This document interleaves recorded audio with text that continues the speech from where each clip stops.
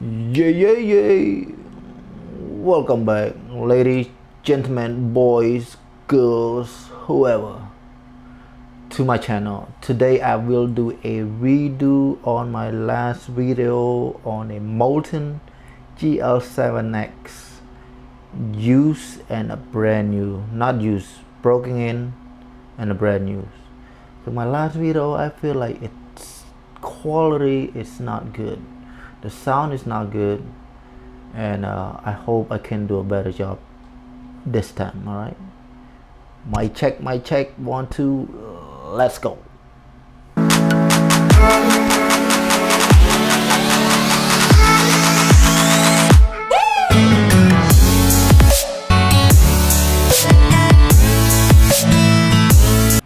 All right, so this thing come in a box like this, right? And let's see what's inside. And it come in a plastic bag like this. Give you a better views. Right? No? Yes? Yeah? No? Slower? Okay. Let's see what it said. Okay. GL7x here. FIBA official game ball, size 7, premium leather, top grain leather, and made in Thailand. Okay, because my last video people complained that I said China, but I didn't say China, I said made in Thailand. Okay, go check. And then it has serial number here. Other than that, that's it. Let's talk about the price. Price on this ball is 140 on retail. All right, but with some research online, you can get this ball for about $80 to $90. And next thing would be, I already told you the material is made from genuine leather, top grain leather. I don't know who is the company that made this leather from, so the feeling of this ball right now is pretty firm, right? It's firm, it's rough, not as hard as I thought it was going to be, but pretty firm. Compare this to the let me get it to you, to this breaking in. I had this ball about a year and a half now. It's fully broken in. It's smooth. It feel completely different from the brand new ball. Okay, so when you break it in, it's totally completely different feeling on this ball. And next up, let's talk about the grip. Okay, the grip, Molten claimed that this pit bull is more uniform, more in line, so it's more cleaner looking, and the pit bull is also flat, right? It's not as round as the other ball, so the pit bull is flat. They claim that this design will give you a better grip, okay, to maximize your grips.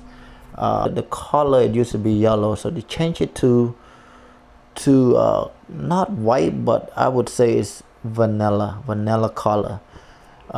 It has a 12 panel. Okay, the line is 12, or the panel, the total is 12 versus the other ball, like maybe the NBA official game ball, is 8. Okay, 8 panel. So the grip right now, it's pretty firm. Okay, it's firm and rough, and then versus when it's break it in, it gets smoother. This right here is not rough anymore, it's pretty smooth. Okay, except this part is still have a bumpy grip into it. So when I shoot, I like to put my finger on this white part, so it give me a better release, better grips when I shoot. Let's talk about a shooting accuracy. Okay, this ball, the shooting accuracy, it tend to be short. So my first couple shot would land it short. It usually land in front of the rims and then bounce back. So to the point that I could predict, like on my opponent, the other player shot. If they come into the game like almost always, I can predict that they will shoot short with this ball. So I would just go to their direction and just wait for the ball to bounce on the rims, and then I just would go up and grab the rebounds. So that's how bad it is, or how predictable the first couple shot is. The next one is the bounce. So when it's brand new, right, the bounce is pretty high. I didn't put too much effort into it, and the bounce is pretty high. As I forgot to mention, this ball came in inflated. Okay, it's fully inflated when it come in, and then the bounce is pretty high. So I had to take out some of the air because I like to play with the ball that not too bouncy. I guess that's just the way I play. So right now it's pretty good. And then let's talk about the consistency on the bounce. So when I try to do crossover or go under my leg or go behind my back, I expect this ball to land in a certain spot or certain area so I can grab it with my other hands.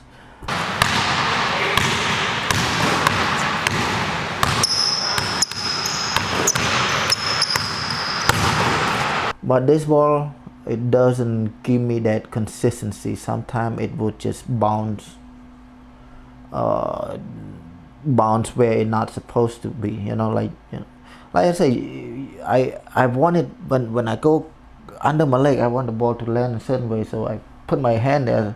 I expect that ball to land there, but sometimes it doesn't do that because the way it bounces. But if you guys have a different kind of experience from me in terms of bouncing on this ball, let me know. Is this ball is durable?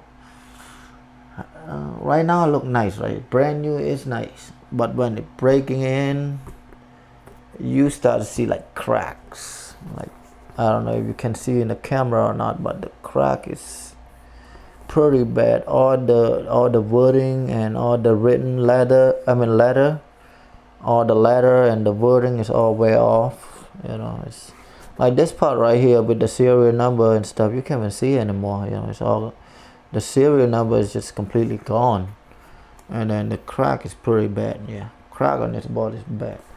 But again, this part is it's still rough. It's not as smooth as the orange part. So durability is not good on this ball.